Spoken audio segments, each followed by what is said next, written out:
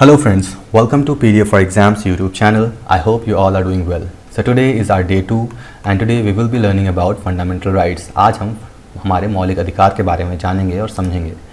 So as we know, part 3 of our constitution consisting of article 12 to 35 deals with fundamental rights, यानी कि हमारे constitution में article 12 से 35 तक हमारे मौलिक अधिकार बताते हैं.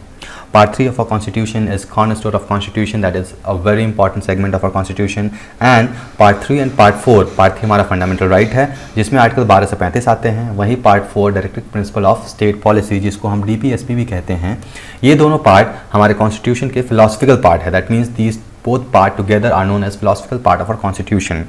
And part 3 of our constitution, that is fundamental right, is rightly described as Magna Carta of India. Now what is this Magna Carta? So Magna Carta was a charter. It was given or granted by King John in 1215 AD in England या फिर Britain. वहाँ पर उस समय civil war चल रहे थे और सिटीज़न के क्या राइट थे, बहुत लोग परेशान थे, तो उसी के लिए एक चार्टर प्रोवाइड किया गया था जिसमें उन्होंने बताया कि ये आपके मौलिक अधिकार है और उनके मौलिक अधिकार का वो एक बेसिक या फिर स्टार्टिंग पॉइंट था जिसके बेसिस पे they got the citizen right. तो similarly our founding father of constitution have given fundamental rights in constitution which displayed what are the fundamental rights, या फिर हमारे मौलिक अधिकार क्या हैं. ये सारा फंडामेंटल राइट्स के आर्टिकल 12 से 35 डिस्क्राइब करते हैं हमारे कॉन्स्टिट्यूशन में. So first will start with features of fundamental right. सबसे पहले हम अपने कॉन्स्टिट्यूशन के फंडामेंटल राइट्स के फीचर क्या हैं वो जानेंगे. So the very first feature of fundamental right is that some of them are available only to citizen of India, while others are available to all person, whether citizen foreigner or person like cooperation of companies. यानी कि हमारे fundamental rights में ऐसे कुछ rights हैं जो कि सिर्फ और सिर्फ हमारे इंडियन सिटीजन के लिए ही अवेलेबल है और वहीं दूसरे पर्सनस के लिए अवेलेबल नहीं है. और वहीं कुछ ऐसे राइट्स हैं जो दोनों के द्वारा शेयर किया जाता है, यानी कि there are few fundamental rights which are shared by both citizens and non citizens of India, whereas there are few rights which are only restricted to Indian citizens. So this is very first fundamental rights feature. The second feature of our fundamental right is that the constitute confers several rights जो कि हमारे citizen of India को मिलता है, वहीं पर कुछ aliens यानी कि फॉरेनर्स को वो राइट्स नहीं मिलते हैं. जैसे कि article 15 which describes the right against discrimination on grounds of religion, race, caste, sex और प्लेस ऑफ बर्थ. यानी कि इन जो ग्राउंड्स हैं, चाहे रिलीजन है, रेस है, कास्ट है, सेक्स है, प्लेस ऑफ बर्थ है, इनके बेसिस पे किसी भी सिटीजन से डिस्क्रिमिनेशन कोई नहीं कर सकता है. ये डिस्क्रिमिनेशन कोई इंडिविजुअल नहीं कर सकता है, ये डिस्क्रिमिनेशन कोई स्टेट नहीं कर सकता है. अब स्टेट क्या है आगे के हम आर्टिकल में जानेंगे. Will start with article. We'll know what is state described over here. The next important feature is that right to equality of opportunity in matter of public employment, which is defined in Article 16. यानी कि Article 16 में हमें public employment के लिए कोई भी discrimination, सबके पास equal rights हैं. Everyone can apply for public employment or public services. For example, if you are giving an IAS examination, so there is no discrimination. Everyone has equal, every citizen has equal right to apply for this examination if you fulfill the certain criteria of the examination. There is right to freedom of speech and expression, assembly, association, movement, residence and profession, which is given in Article 19. यानी कि आपके पास every citizen of India had right of speech, right to expression, whatever the thing they can express themselves either by speaking or any by social media, anywhere. They have right to assembly, एक जगह इकट्ठा हो सकते हैं, association form कर सकते हैं, movement of residence यानी you can move from one place to other place and you can choose your profession whatever you want. The other important right which is enjoyed by the citizen of India is cultural and educational right. That means you can belong to any culture, may it be culture, religion, you can belong to any culture or religion and you have complete educational right. No one can deny your rights to education. So this is an important feature, or these are important features which are enjoyed only by citizen of India.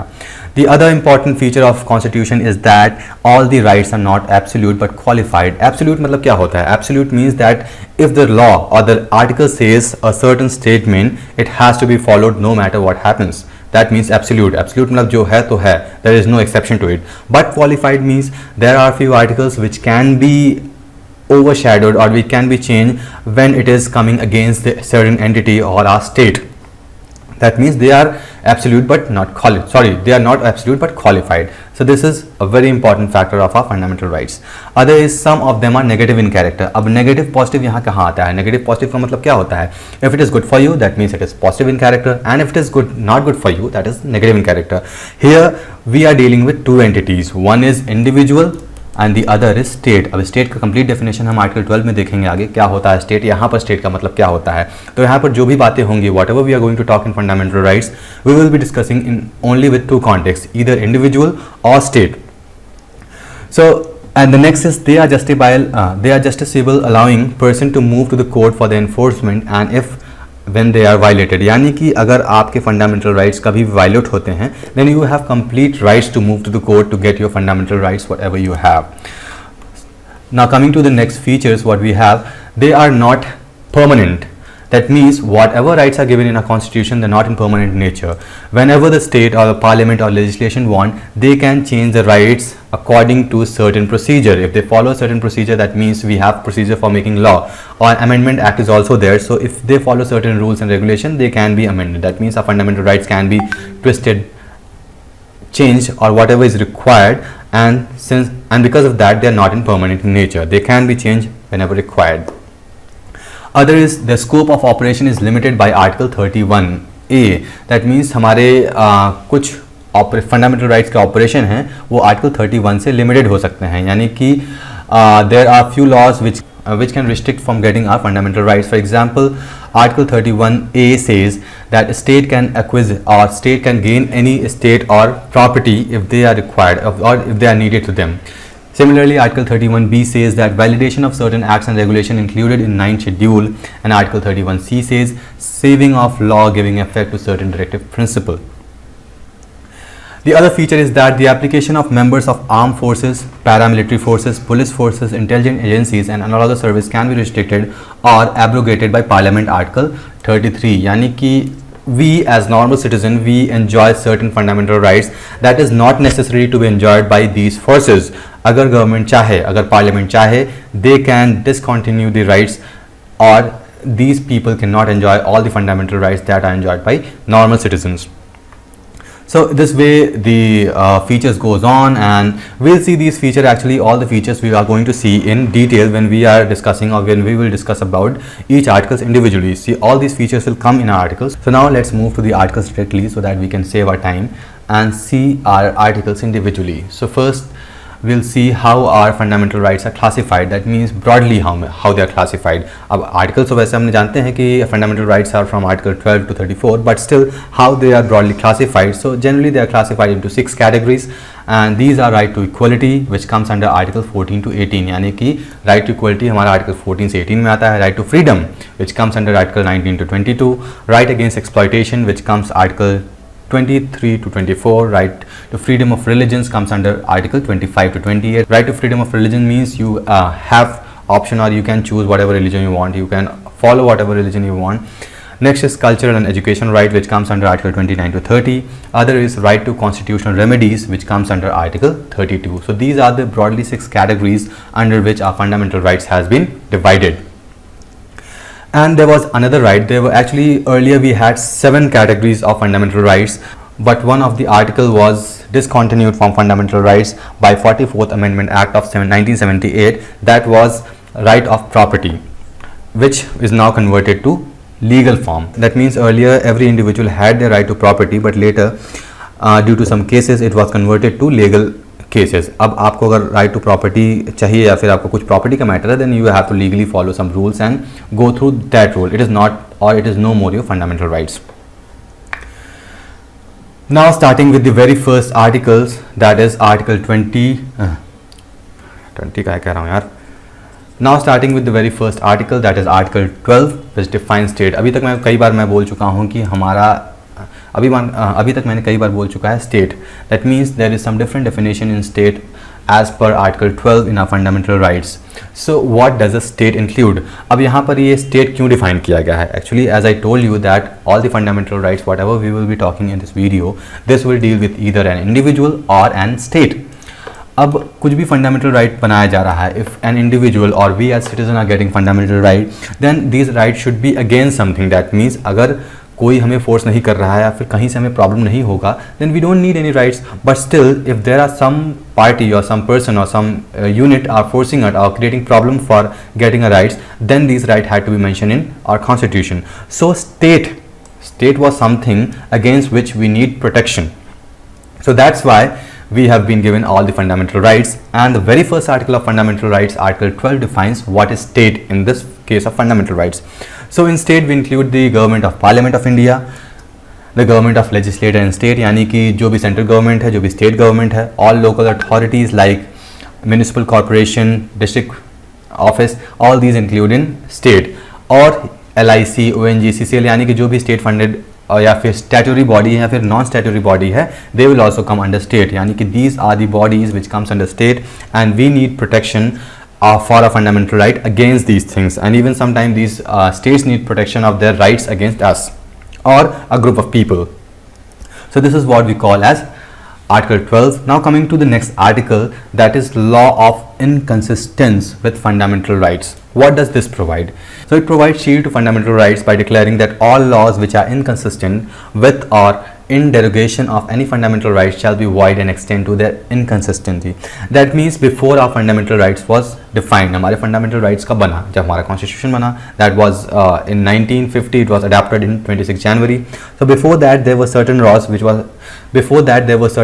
which were still following or which were still followed. But when these law comes against our fundamental rights, यानी कि जैसे कुछ laws थे जो हमारे fundamental rights के against आ रहे हैं, तो उस केस में ऐसे laws का क्या करेंगे हम? In that case, those laws can be called null and void. That means there would be no meaning of that law. So what are those laws that includes? So those laws are ordinance, order by law, rule, regulation, notification, custom or uses.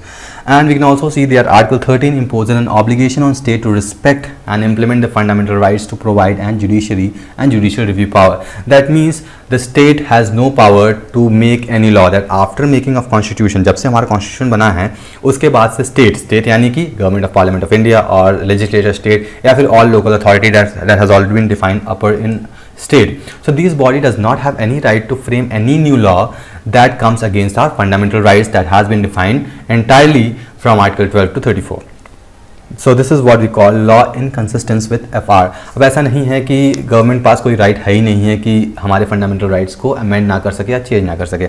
So in this also we had certain clause in Article 13. There are 4 clauses. We are not going very detail in that, but still you should know some points that state has option to amend our fundamental laws, but it has to be taken care that the basic structure of fundamental rights are not disturbed. If it is taken care, then there can be amendments in the fundamental rights. For example, Right to Privacy Act was challenged, and we can see there are certain changes going on this, and similarly many cases are being raised to amend or disamend the laws which are present in fundamental rights. And we have already seen our features of fundamental rights, that our fundamental rights are not permanent. They can change according to time. जैसे अभी कुछ fundamental rights है तो आगे चल के वो change भी हो सकते हैं, उसमें कुछ एडिशन हो सकता है, उसमें से कुछ हट भी सकता है. And under article 13 there are 2 methods by which we can use the law.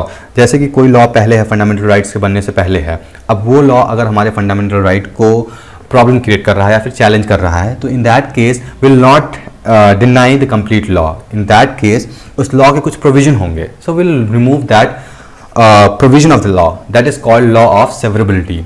Under this law of severability, we'll remove that certain section from that law so that we can use the other parts of the law that is not coming under control of FR. The other major segment of part of this law inconsistent with fundamental rights are method of eclipse. यानी कि अगर जैसे कोई हमारे पास law है constitution बनने से पहले, that is creating problem for fundamental rights. In that case what we do, हम उस लॉ को eclipse कर सकते हैं. Eclipse, we know what is eclipse very well, as on 21st June eclipse happened. Eclipse means overshadowing the parts. So अगर ऐसा कोई law हमें मिलता है जो कि हमारे फंडामेंटल राइट्स को चैलेंज कर रहा है, बट वी नो दैट आगे चल के हमारे फंडामेंटल राइट्स ये हट सकते हैं. So in that case what we do, उस लॉ को हम फंडामेंटल राइट से ओवरशैडो करते हैं. That means the fundamental right would be taken care at that time, but later if that fundamental right doesn't exist in our constitution, we can use that law again. For example, there was a case for motor vehicle, I don't remember the state, but there was a case of motor vehicle company in which state wanted the monopoly of doing business in automobile sector. But at that time the automobile company challenged that state that we have a fundamental right to do any kind of business we want. So at that period of time, that law of doing monopoly over the business was overshadowed by fundamental rights, but later when law was changed, that state if state wants it can take monopoly और can cover any business it want, तो उस समय के बाद से क्या हुआ, वो लॉ हमारा हट गया, सॉरी वो फंडामेंटल राइट हट गया and that law can be use. सो इसी वजह से उस लॉ को कंप्लीटली नहीं हटाया जाता है। सो this is all that comes under article 13. Now moving to next article, that is called Article 14, equality before law or equal protection of law. Now what do you understand by equality of law? Equality of law से क्या समझते हैं, या फिर equality before of law से आप क्या समझते हैं? सिंपल सा मतलब है लॉ के सामने आप सभी बराबर हैं। जैसा कि आप सुप्रीम कोर्ट या फिर कोई भी कोर्ट्स में देखते होंगे, जो देवी होती हैं, जो तराजू पकड़े बैठी होती हैं, her eyes are closed, that means she cannot see anyone. इसका सिंबल ये होता है कि she cannot see anyone. Everyone in front of her or everyone in front of law are same. There should be no discrimination. This is explained by equality before law. Now what it says that the state shall not deny to any person equality before law or equal protection of law within the territory of India. That means India territory में अगर कोई भी person law के पास जाता है या फिर court में जाता है, they should not be denied for justice. Now under this there are two aspects. First is equality before law and the other is equal protection of law. Now what is equality before law? Equality before law is a negative concept. How it is negative concept? Negative means it is not accepted by all. कैसे? अब जैसे कि equality मतलब क्या होता है, सब बराबर. Now let us consider if there are few people, आप अगर बहुत अमीर हैं and the other person is very poor, and so you will have different circumstances and this person will have different circumstances. So he might commit some crime whereas he doesn't need to commit that crime for his livelihood. So here people should be treated according to circumstances, but they are not. In front of law everyone is same. So that's why this is a negative concept. But equality before law has certain exception. यानी कि सब ऐसा नहीं है कि सारे जितने citizens of India हैं सबके लिए इक्वल लॉ इक्वल है। There are certain exception and that to prevent integrity, या फिर हम कह सकते हैं हमारे देश की गरिमा को बनाए रखने के लिए देयर आर सर्टेन एक्सेप्शन। अब ये एक्सेप्शन कहाँ पर हैं? These exceptions are given to President of India, state governors, public servants, judges, foreign diplomats who enjoy immunities, protection and special privileges. यानी कि इन पोस्ट पे जो भी लोग हैं उनके पास privileges हैं, they enjoy immunity. That means if a president is holding office, that means he is in power and he does something which harms fundamental rights of other person, he cannot be challenged in court until he is working at his position. Similarly goes with state governor, public servants, judges, foreign diplomats. और ऐसा कुछ होता भी है, if something happens then they will be given an advance notice of 2 months, and in this also they can't be trial on the basis of criminal law. Civil cases हैं तभी इनके ऊपर ट्रायल किया जा सकता है, and that too after giving an advance notice of 2 months. The other is equal protection of law. What does this mean? It is an positive concept. How? It says that the law shall be applied equally among individuals who are placed equally. It means like should be treated alike. Now how can we understand this? Let us consider a case. एक case में ऐसा होता है कि one adult commits some crime. For example, he murders someone. On the other hand, a child, he murders someone. So there is separate provision to give them punishment.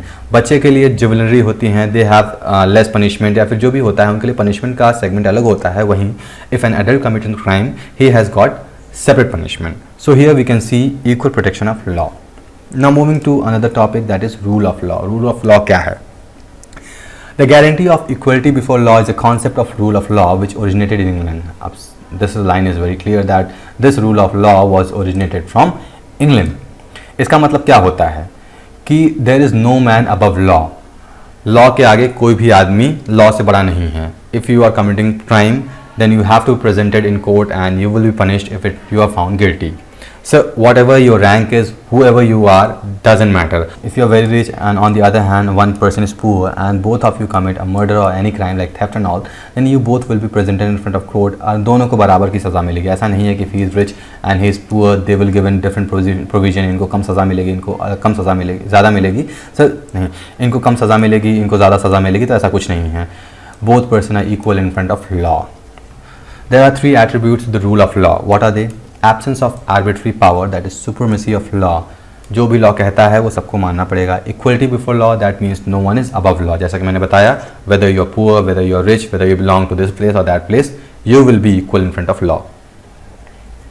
The constitution is the supreme law of the land and all law passed by the legislature must be consistent with the provision of constitution. यानी कि in constitution itself there are certain procedure to make any law, so it cannot surpass the constitution. Whatever the law will be made by the legislation, it has to be followed procedure of constitution. Whatever the procedure is being given in constitution, जो भी constitution procedure दिया है उसी की base पे सारे laws बनने हैं, उसको surpass नहीं किया जा सकता.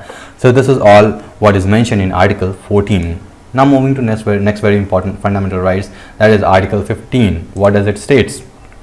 So Article 15 says prohibition of discrimination on the ground of religion, race, caste, sex or place of birth.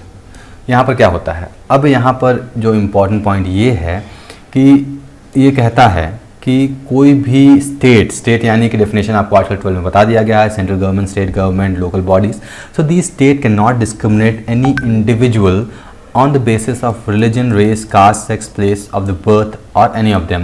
Now in Article 15 there is a very important word only, that means सिर्फ यही 5 grounds ऐसे हैं जिनके basis पे कोई भी state किसी भी इंडिविजुअल से डिस्क्रिमिनेट नहीं कर सकता है. No state can discriminate any individual on the basis of only these segments or only these grounds, that is religion, race, caste, sex, place or birth and any other thing. The other important point is that no citizen shall on the grounds only of religion, race, caste, sex, place of birth, any of them be subject to any disability, restriction or condition with regard to access to shop, public restaurant, hotels and places of public entertainment, the use of well, tanks, bathing ghats, road. मतलब कि जो भी public property है, whatever the public property है, इन grounds के base पे कोई भी सिटीजन किसी भी दूसरे सिटीजन या फिर कोई भी स्टेट किसी भी सिटीजन या फिर इंडिविजुअल को मना नहीं कर सकता है इन पब्लिक प्रॉपर्टीज़ को यूज़ करने में. For example, if there is a restaurant, no one can deny to access this restaurant by any state or any citizen. Similarly, if there is a public well, bathing ghats, whatever is there, you cannot be denied on the basis of these grounds. These race, caste, sex, place of birth, on these grounds it cannot be discriminated or you can't be denied to use these public properties. Now what are exception? There are few exceptions. जहाँ भी exception आ रहा है यानी कि these are not absolute fundamental rights. That's why we have exception to all few of our fundamental rights. So what are these exceptions? So there are 3 exceptions to this general rule of non-discrimination. What are they? Let's see. पहला है, the state is permitted to make any special provision for women and children. So as we know, women is always deprived in our society. जैसा कि हम जानते हैं हमारा देश पुरुष प्रधान रहा है तो हमेशा women को कुछ ना कुछ प्रॉब्लम झेलनी पड़ी है. And similarly goes with children. They are young so they don't have ability to come equal with the men. So here state has right or they can be permitted or they are permitted to make special provision for women and children. इनको लेके बहुत सारे schemes भी चलते रहते हैं. The other exception is the state is permitted to make any special provision for advancements of any socially and educationally backward class of citizens or for the scheduled caste and scheduled tribes. Here we are talking about reservation, यानी कि state has complete right to make special provision for socially and educationally backward, यानी कि ऐसे communities या फिर ऐसे citizen के classes जो कि socially backward है, उनको पढ़ाई नहीं हो पाई है उनकी, or they belong to scheduled caste and scheduled tribes, so state can make special provisions for them. The other third exception is the state is empowered to make any special provision for advancement of any socially and educationally backward class of citizen or the scheduled class or the scheduled tribes regarding their admission in educational institution, including the private educational institution, whether aided or unaided by the state, except the minority educational institution. That last provision was added by 93rd Amendment Act of 2005.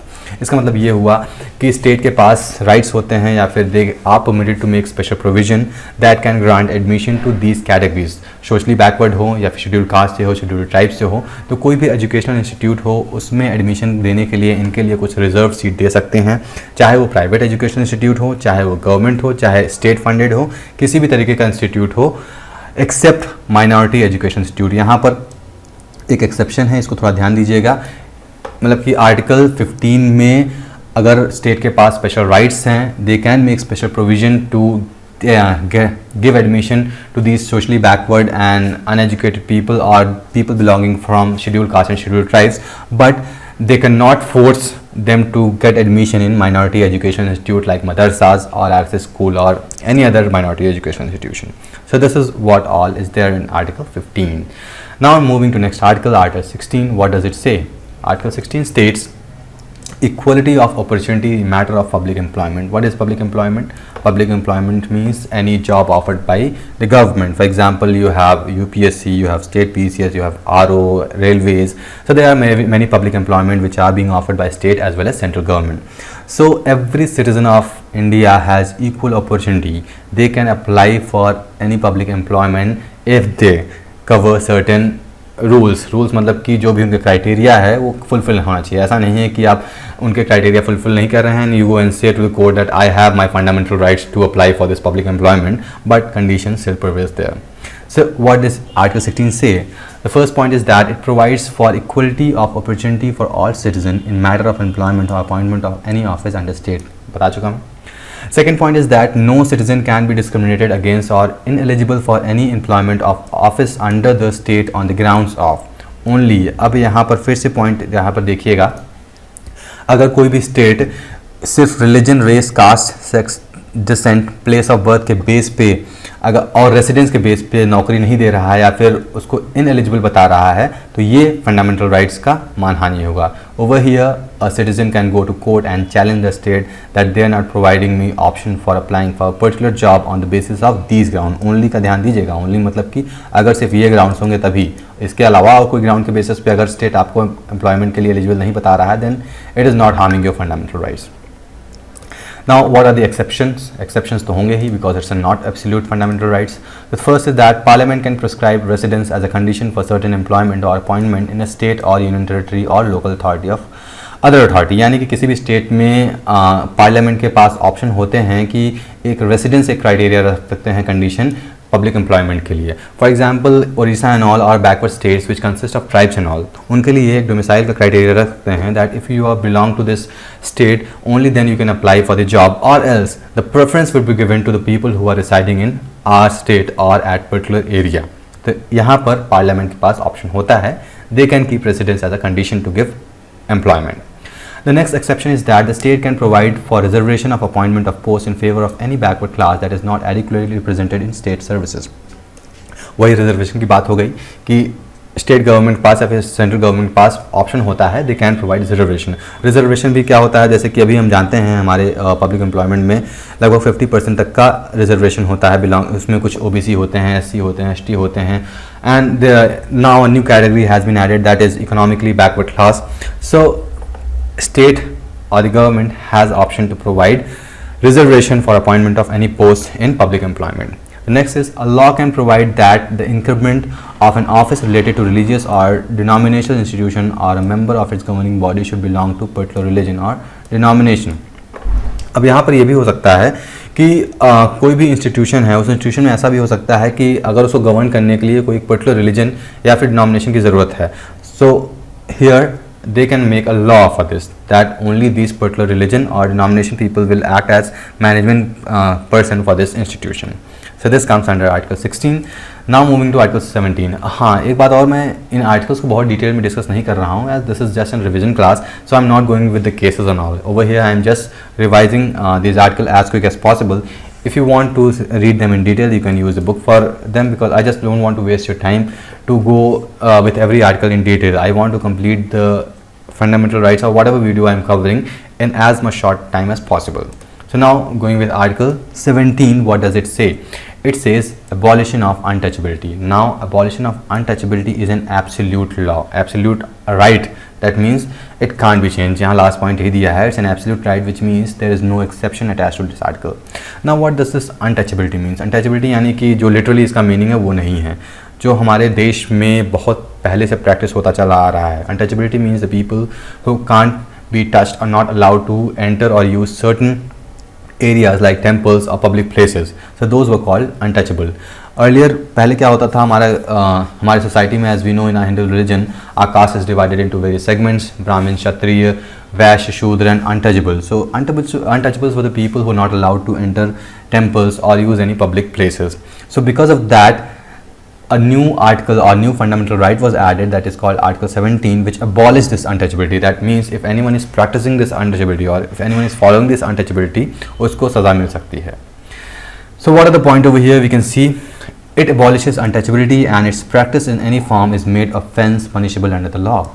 मतलब कि अगर कोई practice कर रहा है untouchability, ही और she can be punished under law. Enforcement of any disability rising out of untouchability shall be an offence punishable by law. बता चुका ऊपर वाले पॉइंट में. Next is untouchability is not understood in its literally or grammatical sense, and to be understood and practiced it has developed historically. This point also has been described earlier. So this is all what is given in Article 17. Now let's move to Article 18. What does it say? So Article 18 means abolition of titles. Titles क्या होते हैं? We use titles in front of a name. That means if you are Singh, Kumar, Jan, or whatever title you have, that is not this kind of title. There are few titles which are given by state or any public office. There are certain titles given. For example, knighthoods are the title given from foreign countries. In our country, you are provided with awards like Bharat Ratna.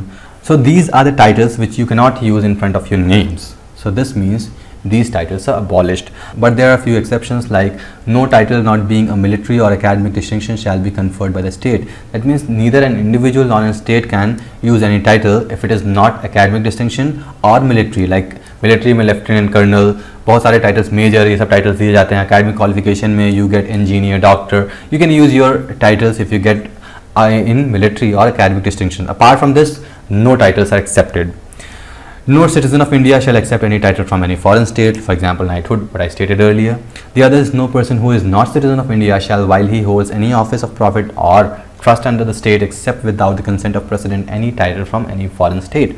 यानी कि any foreigner, कोई भी foreigner हमारे देश में आता है और यहाँ पर कोई business कर रहा है या फिर कोई job कर रहा है, so वो भी कोई टाइटल यूज़ नहीं कर सकता है, चाहे किसी भी देश से मिला हो. और अगर उसको यूज़ करना हो then he has to get consent or permission from president of a country, then only you can use that title.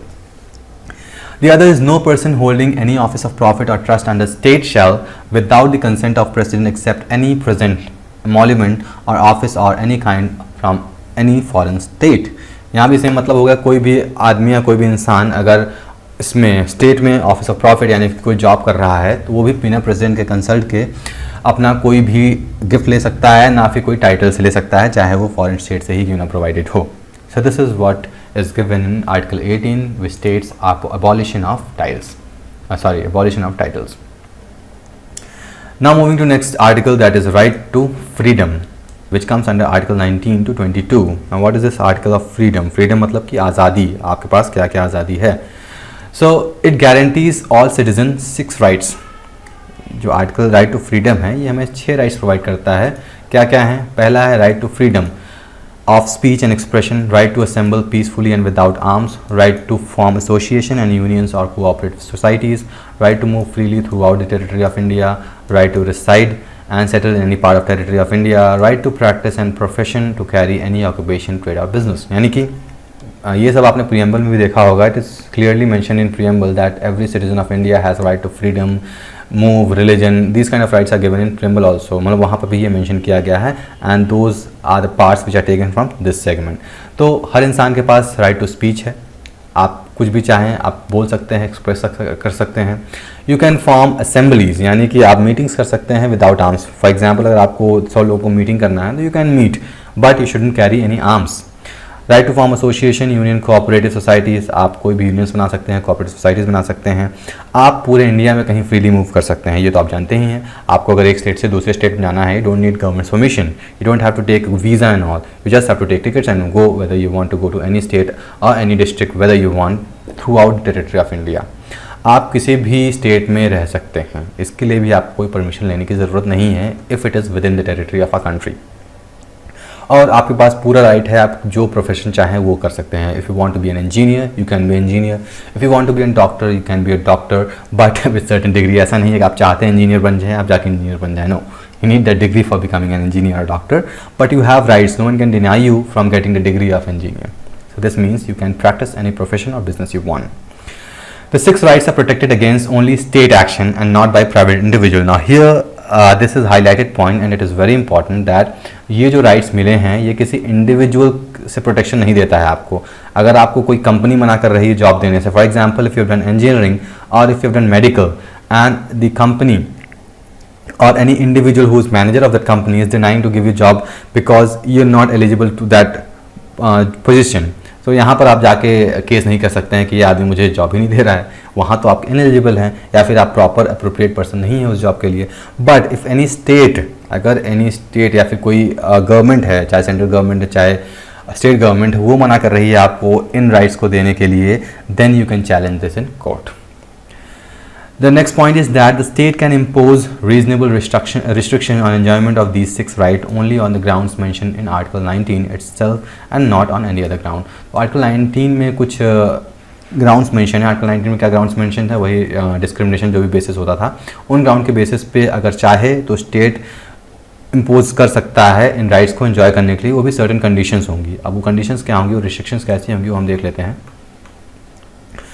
So here it states that the state can impose reasonable restrictions on exercise of freedom of speech and expression on the grounds of sovereignty and integrity of India, security of state, friendly relation with foreign state, public order, defense of morality, contempt of court, defamation and incitement of offense। यानी कि आप अगर देश की sovereignty पे कोई effect नहीं डाल रहे हैं, देश की इंटीग्रिटी के ऊपर कोई इफेक्ट नहीं डाल रहे हैं, मतलब एक तरीके से अगर आप देशद्रोही का काम नहीं कर रहे हैं, if not speaking against a country, then no one can restrict you.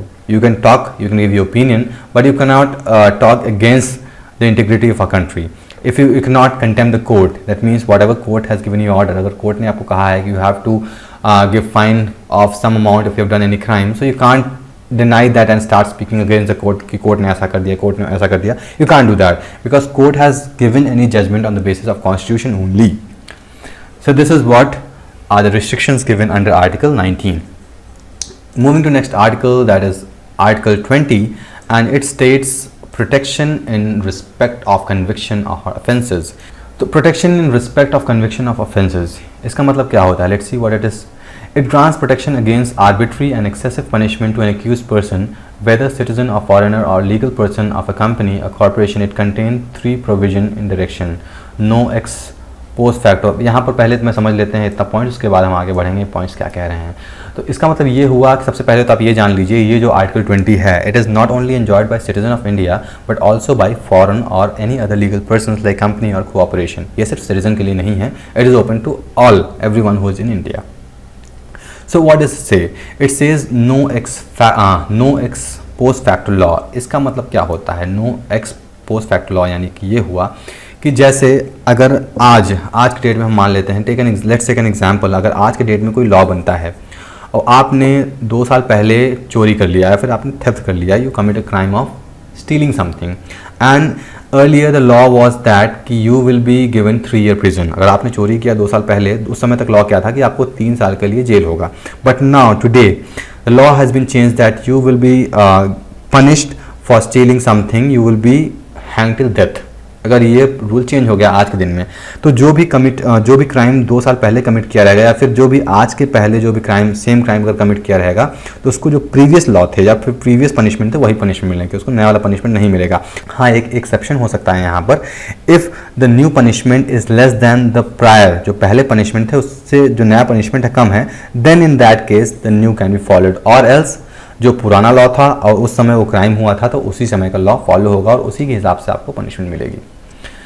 Next is no double jeopardy. No double jeopardy का मतलब ये होता है कि if some trial is being done on you and if you are found innocent, आपको छोड़ दिया जाता है, but again if you found guilty, आपके ऊपर फिर से ट्रायल किया जा सकता है। ऐसा नहीं है कि that you will go and challenge in court that my fundamental rights harmed and they are again challenging me for the same issue. ऐसा नहीं है, they can challenge the state और anyone has a right to challenge you for that trial.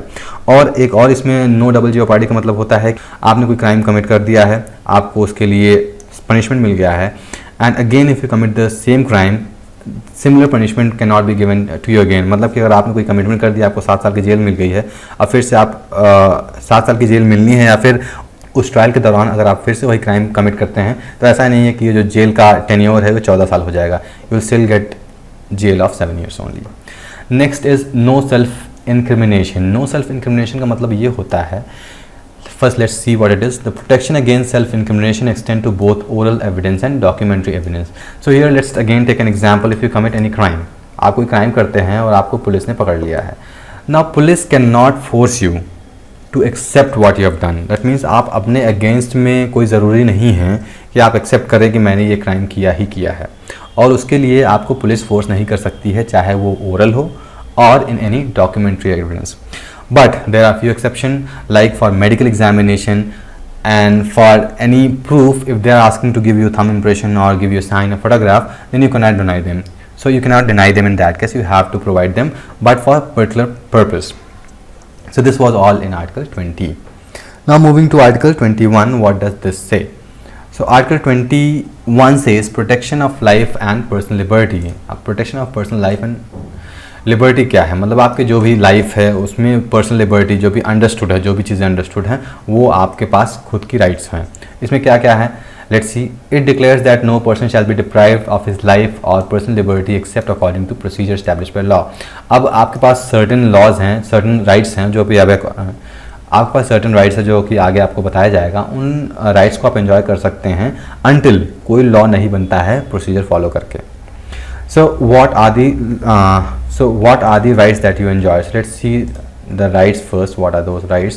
So here we can see every citizen of country has right to education, right to health, right to environment, right to shelter, right to privacy, right to speedy trial, right to prisoner, right to legal aid, right against cruel and unusual punishment, right not to be subjected to bonded labor, right to travel abroad, right against solitary confinement, right against handcuffing. इतने सारे rights आपके पास हैं जो कि constitution में under article 21 defined है या फिर इनके स्कोप में आता है. ऐसा नहीं है कि ये इंडिविजुअली डिफाइन है, बट या it comes under scope of article 21. So everyone can enjoy these rights without being harmed by state until some law is framed by a procedure और पर्टिकुलर प्रोसीजर के द्वारा कोई लॉ बना जाता है इसके अगेंस्ट में, तब तक आप ये लॉ एंजॉय कर सकते हैं. Now what is article 21A? This is the subclause of Article 21, that is right to education, which is given in Article 21A. What does it says? It says that every children between age of 6 to 14 has to be given free and compulsory education. अब इस सर्व शिक्षा अभियान वगैरह हमारे देश में चलाया गया है, यानी कि 6 से 14 साल के बच्चों को कंपलसरी और फ्री एजुकेशन देना ही होगा. अब इससे क्या होगा? हमारे देश के लिटरेसी रेट में काफ़ी इंप्रूवमेंट होगा, हुआ भी है पहले कंपैरिजन में after implementation of this right to education. Next is that Supreme Court has also held the freedom of speech and expression guaranteed under 19(1) includes the right to know, right to information and right to reply. अब RTI, right to information, RTI आप जानते हैं, अगर आपको कोई information लेना है, government का कोई डेटा लेना है, then you can file a RTI and government will respond in a certain time of time, in a certain period of time. Now moving to next article, that is Article 22. What it says protection against arrest and detention. यानी कोई भी individual अगर arrest हो गया है या फिर उसको डिटेन किया गया है तो उसके क्या क्या राइट्स हैं वो इस आर्टिकल 22 में डिफाइन किया गया है. So Article 22 grants protection to the person under both kind of detention, namely punitive and preventive. अब detention दो तरीके के होते हैं, punitive होता है, preventive होता है. What is punitive detention? Punitive detention means when any individual has committed any crime, उसके ऊपर ट्रायल हो गया है और प्रूफ हो गया है that yes, that individual has committed a crime and Supreme Court or any court has given punishment on the basis of his crime. So in that case we call it punitive detention. And for this punitive detention, an individual has a certain rights. What are that right? Punitive detention is to punish a person. ये तो मैं बता चुका हूँ क्या है. So what are the rights which are provided under punitive detention? There is a right to be informed on the ground of arrest. यानी कि किसी भी इंडिविजुअल को अगर उसने क्राइम किया है, उसको अरेस्ट किया जा रहा है, तो उसको किस ग्राउंड पर अरेस्ट किया जा रहा है वो उसको बताना होगा. Every individual has right to consult and defended by a lawyer.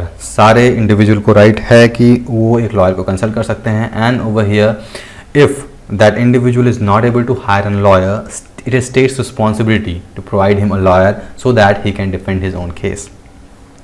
Next is right to be produced before a magistrate within 24 hours of his arrest, excluding the time of journey. Now इसका मतलब ये हुआ कि punitive detention के अंदर अगर किसी को पकड़ा जाता है या फिर किसी को डिटेन किया जाता है, then he has the right to be presented before magistrate within 24 hours. 24 घंटे के अंदर उस इंडिविजुअल को मजिस्ट्रेट के सामने पेश किया जाएगा, जिसमें से जर्नी का टाइम एक्सक्लूड कर दिया जाता है. इसका मतलब ये है कि अगर आप मान लीजिए 10 घंटे जर्नी में ही लग गया तो this time won't be counted in this 24 hours. The next is right not to be detained for more than 24 hours without the authority of a magistrate. यानी कि अगर कोई पुलिस या फिर किसी ने आपको पकड़ रखा है और आपको 24 घंटे के अंदर मजिस्ट्रेट के पास नहीं ले जाता है, then you can challenge this in court, why I have not been produce in front of magistrate within 24 hours, which is my fundamental right, I have to be presented there so that he can tell what actually has to be done and what has not to be done. Next is preventive detention. अब preventive detention के against में हमारे पास safe guards हमारे पास safe guard क्या है। So before that let's understand what is preventive detention. Preventive detention यानी कि ये होता है if a person is detain और person is caught before he commits a crime. मतलब कि अगर आपको संदेह है, अगर पुलिस वालों को संदेह है कि ये पर्सन क्राइम कमिट कर सकता है, then he can detain that person on the basis of preventive detention method. Now what a person has rights in this और under this method. So if a person is detained under preventive method, it cannot exceed more than 3 months. यानी कि 3 महीने से ज़्यादा ऐसे detention या फिर ऐसे लोगों को पकड़ा नहीं जा सकता है। If it has to increase more than 3 months, in this case, police or the person who has detained, he has to refer an advisory board in which high court judges will be present. High court जजेस decide करेंगे कि इस time को extend करना है या नहीं करना है, और he has to let free. The other safeguard is that detention may be continued only when the advisory board consider that there are sufficient grounds for further detention. अब advisory board के पास अगर ये मैटर जाता है, advisory board thinks that there are sufficient grounds on the basis of which this tenure can be increased from 3 months to more or later, then only that person would be detained or else he would be left free. The next ground of detention must be communicated to detained to. Now who is the detained to? Detained to is the person who has been arrested. उसको भी बताना होगा कि आपको क्यों arrest किया जा रहा है। The other is the detained to must be given an opportunity to make representation against order of detention.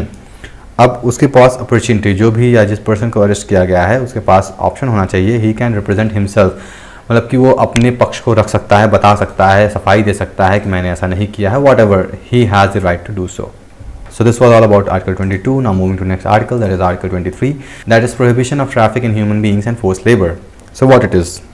It prohibits traffic in human being, beggar and other similar form of forced labors. यानी कि किसी भी trafficking क्या होता है? Trafficking means illegally selling, buying or asking a person or group of person to work for him without giving money or without paying them. इसमें humans में beggars आ सकते हैं। beggars वो नहीं जो सड़क के किनारे या फिर कहीं पर भी आपसे पैसे मांगते रहते हैं। These are not beggars. Beggars means the person who are being forced to work and sometimes they are paid and sometimes they are not paid and sometimes they are paid very less. So these are known as beggars. And इसी तरीके से कोई भी लोग या कोई भी group किसी भी ह्यूमंस को फोर्स नहीं कर सकता है काम करने के लिए। So that it is prohibited over here. Parliament has enacted an immoral traffic prevention act 1956 and bondage labour system abolition act 1976 to punish such trafficking. यानी कि ऐसा कोई स्टेट या फिर ऐसा कोई बॉडी या फिर ऐसा इंडिविजुअल कोई पाया जाता है who is involve in trafficking of human, he can be challenged and punished under these acts 1956 and act 1976. इस इन एक्ट के अंदर इनको पनिश किया जा सकता है। Now there are certain exceptions. What are these? It permits the state to impose compulsory service for public purpose, for example military and service and social service for which it is not bound to pay. मतलब कि military services में जैसे कि आप अगर military में हैं तो आप देखते होंगे ऐसा नहीं है कि if you have got certain work to do you will do only work. अगर आपके सीनियर्स आपको ऑर्डर देते हैं कि apart from this you have to do this work also, it's not necessary that you will be paid separately for that working. So similarly goes with social services also. Social services में अगर आपसे कोई सर्व शिक्षा अभियान में या फिर पेड़ लगाना, जैसे एनवायरनमेंट डे के अंदर क्या करते हैं सारे टीचर्स से पेड़ पौधे लगाए जाते हैं, so they are not separately paid for that. So this come under social service. The other is imposing of such services. The state is not permitted to make any discrimination on grounds of religion, race, caste or यानी कि जो भी ये social services हैं या फिर military services हैं इनके लिए डिस्क्रिमिनेशन नहीं करना होगा। They cannot discriminate anyone on the basis of religion, race, caste or class. Everyone should be treated equally and every work should be divided equally. So this is what we know, or this is what comes under Article 23. Now moving to next article, that is Article 24, prohibition of employment of children in factories etc. अब बच्चे हैं, बच्चे तो काम कर नहीं सकते हैं या फिर करते थे तो वो सही से काम नहीं कर सकते थे या फिर उनके लिए बहुत हार्मफुल होता था। Because of that, prohibition of employment of children in factories, Article 24 लाया गया। So what it is? It states that it prohibits employment of children below age 14 years in any factories, mines or other hazardous activities like constructions work और railway. मतलब कोई भी chemical factory है, construction हो रहा है या फिर रेलवे फैक्ट्री है, तो ऐसे कंपनीज में या फिर ऐसे जगहों पर कोई भी बच्चा अगर जो 14 साल से नीचे हैं, ऐसे लोगों को वहाँ पर एम्प्लॉय नहीं कर सकते हैं। अगर ऐसा एम्प्लॉय करते हैं then they are punishable under certain laws and they have to pay fine और whatever the law says. लेकिन it does not prohibit their employment in any harmless और इनोसेंट वर्क। जैसा कि हम जानते हैं इंडिया में हमारा बहुत प्रॉस्परस कंट्री तो है नहीं, most of the population of a country are poor, so there are certain poor families who can not live their life on single man working, so they they involve their children also to work and get their livelihood running smoothly. Next is right to freedom of religion, which comes under article 25 and 28. मतलब कि आपके पास अपने religion का चुनाव का अधिकार है। Now what does this article states? Let's see. It says that all persons are equally entitled to freedom of conscience and the right to freely profess, practice and propagate religion. यानी कि अगर आप हिंदू हैं या मुस्लिम हैं then you can freely practice your religions, your culture, whatever it states, without any intervention of state or any individual, but it should not harm any other person. आप अपने religion को प्रोपगेट कर सकते हैं but you can not force your religion, जो कि आगे हम पढ़ेंगे। Now the implication of these are freedom of conscience, right to profess, right to practice, right to propagate. यानी कि every individual has right to believe their religion, right to practice the religion and they can propagate, मतलब कि अपने religion को spread भी कर सकते हैं, उनके पास ये अधिकार होते हैं। नाउ रिलीजियस कन्वर्जन, अब यहाँ पर रिलीजियस कन्वर्जन क्या होता है कि if you belong to a certain community और religion, if you are for let's say Hindu, Muslim और Christian, then you have right to propagate but you don't have right to convert. यानी कि आप किसी भी इंडिविजुअल को अपने रिलीजन में कन्वर्ट नहीं कर सकते हैं। At least you can't forcefully convert. अगर कोई चाहता है, अपनी इच्छा से अगर कोई चाहता है कि मैं कन्वर्ट होना चाहता हूँ to your religion, then it's okay, but you can not forcefully convert any individual to your own religion. अब ऐसा होता था, इसीलिए आर्टिकल 25 के अंडर में कई लॉज बने, जैसे कि एमपी, उड़ीसा, राजस्थान, छत्तीसगढ़, हिमाचल, गुजरात एंड तमिलनाडु। यहाँ पर कुछ लेजिस्लेटिव लॉ बने और ये एक पीनल ऑफेंस माना जाता है। यानी कि if you force any individual to convert into your religion, it would be penal offense in these states and you can be punished under certain circumstances, whatever the law states. Now the article 26 says freedom to manage religious affairs. That means this article allows every religion, denomination or section of its to establish and maintain institution for religious and charitable purpose and manage their religious affairs. यानी कोई भी religious denomination है, कोई भी section है, अपने religion के वो manage कर सकता है, जो भी कुछ होना है, जैसे भी होना है, वो अपने religion को अपने आप manage कर सकता है। They can also acquire and own movable or immovable property and administer such properties in accordance with law. यानी कि कोई भी segment of religion है, for example जैसे temples होते हैं, mosque होते हैं, तो religion चाहे तो उनको own कर सकते हैं।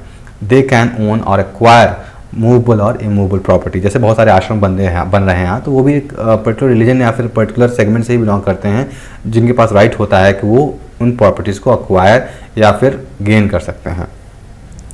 The other is Article 27, freedom from payment of taxes from promotion of any particular religion. यानी कि अगर आप अपने रिलीजन का प्रमोशन कर रहे हैं तो ऐसा नहीं है कि आपसे गवर्नमेंट या कोई इंडिविजुअल टैक्स लेने लगेगा। These are denied. You can't take any tax from any person who are promoting the religion.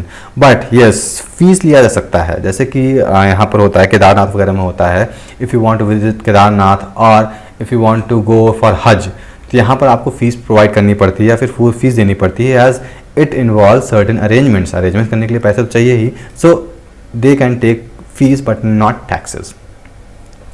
Next is article 28, freedom from attendance of religion. What does it से?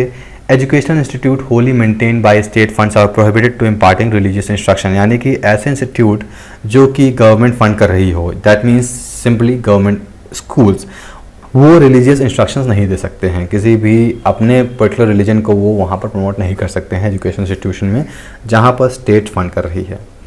लेकिन ऐसे इंस्टीट्यूशन जो कि trust के द्वारा बनाया गया है लेकिन स्टेट एडमिनिस्टर कर रहा है, तो वहाँ पर रिलीजियस इंस्ट्रक्शन दिए जा सकते हैं.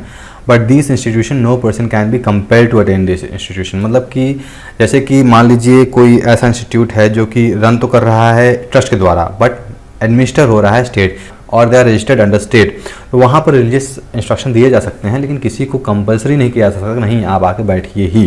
कोई भी स्टूडेंट या किसी को कंपल्सन नहीं किया जा सकता that you need to sit here and get all the instructions from us.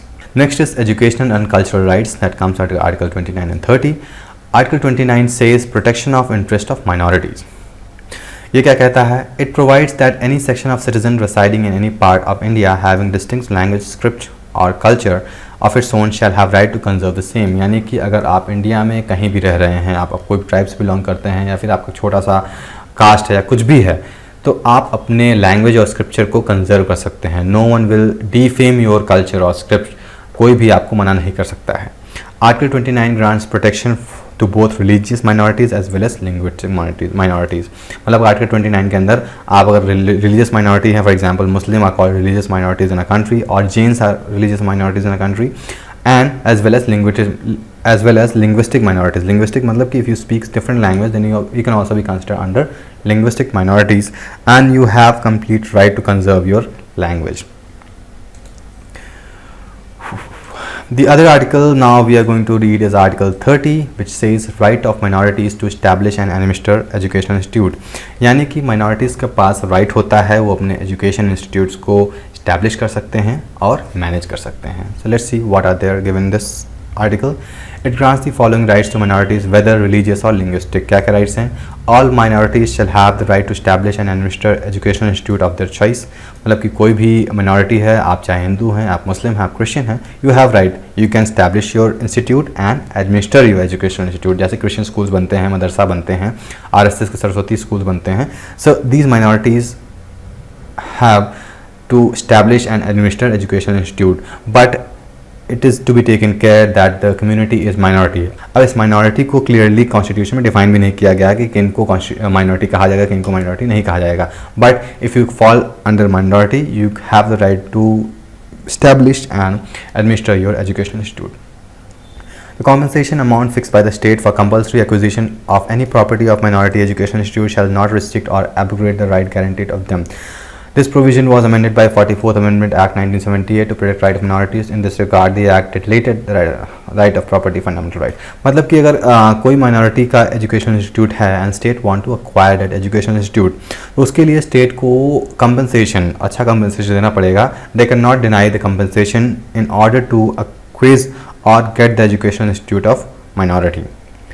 The last it grants aid. The state shall not discriminate against any education institute managed by a minority. मतलब कि अगर कोई state add provide करता है, aid means financial help provide करता है किसी भी एजुकेशन इंस्टीट्यूट्स को, तो ऐसा नहीं है it can just discriminate on the basis of minority education institute.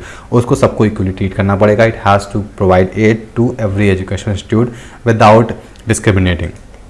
Next is article 31, abolition of right to property. What does it say? अभी आर्टिकल 31 में राइट टू प्रॉपर्टी अबॉलिश कर दिया गया है और ये अब लीगल वे में आ गया है. मतलब कि अगर आपका कोई प्रॉपर्टी डिस्प्यूट है then it doesn't come under fundamental right, it has to be challenge in court और लॉ के थ्रू ये प्रॉपर इसका प्रोसीडिंग होगा. So this is what we comes under abolition of right to property. Next, moving to Article 32, what does this say? Article 32 is the constitutional remedies which comes under Article 32.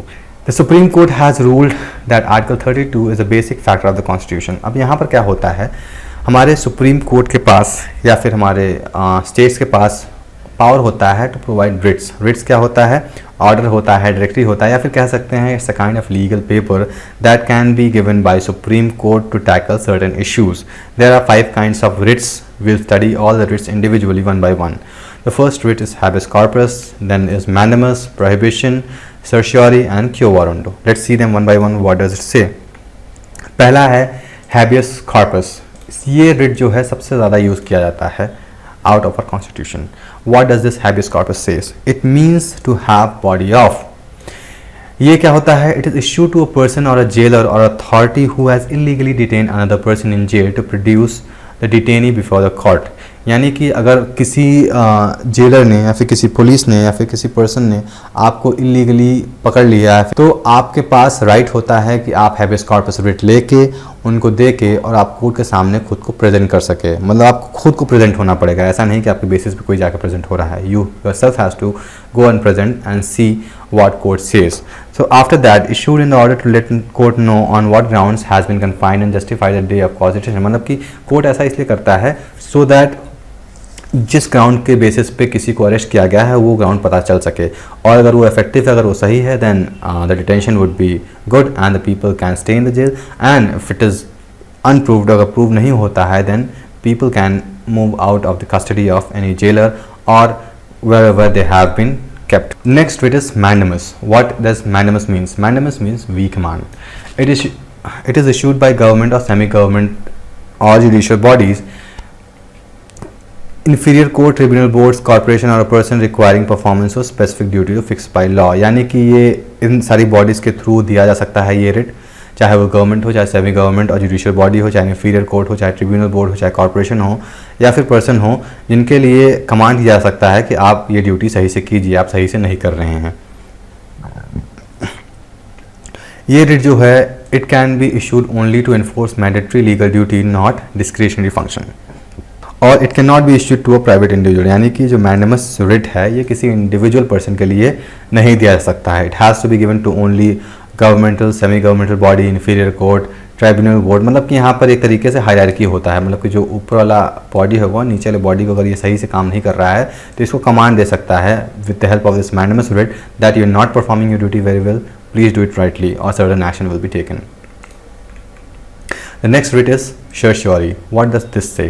The order issued by a superior court to an inferior court or tribunal to transmit the record of case of matter pending for before them. मतलब इसमें भी hierarchy देखा जाता है कि जो अपर court है वो लोअर कोर्ट को या फिर अपर बॉडी है लोअर बॉडी को कमांड देती है या फिर बताती है या फिर इंस्ट्रक्ट करती है कि आप जो भी कोर्ट आपके सामने पेंडिंग हो वो आप हमें दे दीजिए so that we can work on this. If the order of inferior court is found to be without jurisdiction against the principle of nature justice is quashed. मतलब कि जो भी लोअर कोर्ट से अगर सही से काम नहीं कर रहे हैं तो यहाँ पर जो हायर कोर्ट्स हैं उनको ये रिट प्रोवाइड करते हैं और उस केस को अपने अंडर में ले सकते हैं और जो भी एक्शन लेना हो वो एक्शन ले सकते हैं. So this is what is called as certiorari. Moving to prohibition writ, what this prohibition writ says. Prohibition writ is issued by Supreme Court or higher court to an inferior court, forbidding it from continuing proceeding on the case which falls outside its jurisdiction. यानी कभी कभी क्या होता है कि कुछ cases होते हैं जो कि मान लीजिए डिस्ट्रिक्ट कोर्ट हैं. अब ये केस अगर डिस्ट्रिक्ट कोर्ट के जुरिडिक्शन में नहीं आता है but still if they are taking care of this kind of court cases then under prohibition writ the Supreme Court or High Court can provide this writ to these inferior court and ask them to stop acting or listening or hearing to that case. Prohibition is available only when inferior court or tribunal court has not yet made decision. ये prohibition तभी तक available है जब तक decisions नहीं लिए गए हैं. मतलब अगर केस चल रहा है ट्रिब्यूनल कोर्ट में और वहाँ पर decision नहीं लिए गए हैं then this prohibition writ can be applied and this case can be withdrawn from them. Prohibition wholly concerned with the matter of jurisdiction defect, whereas certiorari is the only substantially concerned defect. Okay. So this is what comes under prohibition. The next is quo warranto. This is the last writ that we are going to read today. What does this state? This state by what authority? यानी कि अगर आप कोई public office में कोई position hold करके बैठे हैं, मान लीजिए आप डिस्ट्रिक्ट मजिस्ट्रेट या फिर डीएम ऑफिस में आप क्लर्क बने बैठे हैं और आपका अपॉइंटमेंट नहीं हुआ है, देन एंड इफ या फिर आप इलीगली कहीं पर जाके बैठ गए हैं या फिर आप गलत लोग हैं जहाँ कहीं पर जाके काम कर रहे हैं तो वहाँ पर क्यों वारंटो रिट प्रोवाइड करके आपसे पूछा जा सकता है कि on what authority by what authority you are holding this office. It is to inquire into legality और claim with a person assert. यानी कि फॉर एग्जांपल आप देखते हैं प्राइमरी स्कूल्स में टीचर्स जाते हैं, कभी कभी उनको रिप्लेस करके दूसरे लोग भी पढ़ाने लगते हैं. मतलब कि जो टीचर मेन जो अपॉइंटेड है वो घर बैठे हैं और जो नहीं अपॉइंटेड है वो उनको कुछ पैसे देके वो पढ़ा रहे हैं वहाँ पर. तो यहाँ पर क्यों वारंटी के थ्रू उनसे पूछा जा सकता है कि ऑन व्हाट बाय और what authority you are working over here.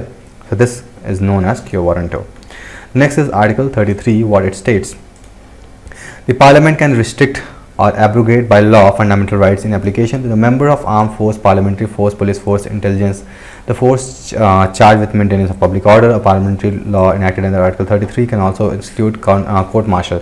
यानी कि जो हमारे सारे फंडामेंटल राइट्स अभी तक डिफाइन किए गए हैं ज़रूरी नहीं है कि फंडामेंटल राइट्स सबके लिए लागू हो. जैसा कि ऊपर बताया जा चुका है कि there can be certain group of people, there can be certain members on which all the fundamental rights can not be applied. वो अपने फंडामेंटल राइट्स को लेकर चैलेंज नहीं कर सकते हैं as they are certain cases. For example arm forces, paramilitary forces या फिर इंटेलिजेंस एजेंसी है, मान लीजिए कोई रॉ एजेंसी में है. अब उनके पास राइट टू फ्रीडम है. Every individual of a country has right to express their thoughts. अब अगर रॉ एजेंसी के हैं वो अपने एक्सप्रेस थॉट्स को एक्सप्रेस कर रहे हैं खुलेआम, तो प्रॉब्लम किसको होगा? हमारी सिक्योरिटी को प्रॉब्लम होगा. So in this case they can not enjoy right to freedom of speech which is concern with security of a country. So ये स्टेट होता है आर्टिकल 33 में. Next is article 34. While martial law is forced in any area, fundamental right can be restricted, ये भी मैंने बता दिया कि जैसे मिलिट्री में क्या होता है, मार्शल कोर्ट मार्शल लॉ होता है, फिर उनका सेपरेट लॉ होता है, तो वहाँ पर फंडामेंटल राइट कोई ज़रूरी नहीं है कि लागू हो, वहाँ पर फंडामेंटल राइट रिस्ट्रिक्ट हो सकता है। The Supreme Court held that declaration of martial law does not ipso facto result in subvention of writ of habeas corpus। अब habeas corpus भी यहाँ पर जैसे आप मिलिट्री में कोर्ट मार्शल हो रहे हैं तो वहाँ पर habeas corpus रिट अप्लाई नहीं होगा, वहाँ पर कोई भी जो आर्मी पर्सनल है जो भी है वो habeas corpus का हेल्प लेके नॉर्मल कोर्ट्स में नहीं जा सकता है, उनका केस वहीं पर सॉल्व होगा, मार्शल कोर्ट में ही सॉल्व होगा। What is Article 35 says? Article 35 lays down the power to make new laws to give effect to certain specified fundamental rights shall vest only Parliament and not in state legislator. यानी कि जो भी हमारे fundamental rights हैं अगर उसमें कुछ changes करना है या फिर नए लॉज बनाने हैं या फिर लॉज को हटाने हैं या फिर लॉज को अमेंड करने हैं तो वो सारे चेंजेस करने के ऑप्शन आर्टिकल 15 अंदर में स्टेट के पास ही पावर होता है। ये पावर सिर्फ पार्लियामेंट के पास होगा, स्टेट लेजिस्लेटर के पास नहीं होगा। पार्लियामेंट यानी कि central, that is Lok Sabha and Rajya Sabha and then finally to president. तो यहाँ पर ही ये ऑप्शन होगा नए लॉज बनाने के लिए जो कि फंडामेंटल लॉज में या फिर फंडामेंटल राइट्स में आते हैं या फिर वहाँ से हटाने के लिए। So this is all about fundamental rights and as I told यहाँ पर मैं करंट अफेयर्स नहीं कवर करूँगा, करंट अफेयर्स के लिए सेपरेट वीडियोज़ बनेंगे so that our videos doesn't exceed a certain time. ये वीडियो अभी भी बहुत लंबा चला गया है, I didn't wanted to take it so long, लेकिन इसमें इतने टॉपिक्स हैं कि लंबा होना ही था। So that's why I am not using current affairs over here, and I will be providing you questions on the basis of this on a forum over there. You can go and write your answer, or you can write you can practice your answer writing. So this was all about the fundamental rights that has been given in our constitution. Thank you for watching. See you in next video, that is on day 3. We'll see DPSP and other part of the constitution in the next video, that is day 3. Thank you for watching. See you next video. Bye.